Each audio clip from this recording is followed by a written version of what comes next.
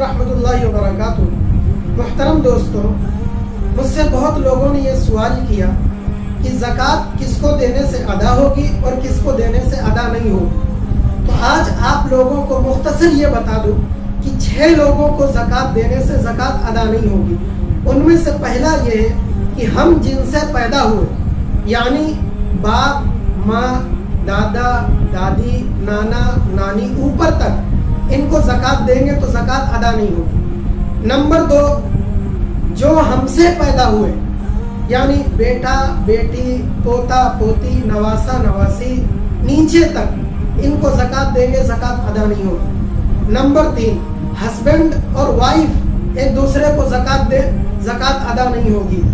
Number 4, अमीर आदमी को ज़कात दे, ज़कात अदा नहीं होगी। अमीर आदमी से मुराद वो जिसके पास बैंक बैलेंस हो, कैश की शक्ल में हो, सोने चांदी के शक्ल में हो, सामान तिजारत की शक्ल में हो। अगर ऐसे के पास जो 52.5 तोला चांदी खरीद सकता हो, उस आदमी को ज़कात नहीं दे सकते।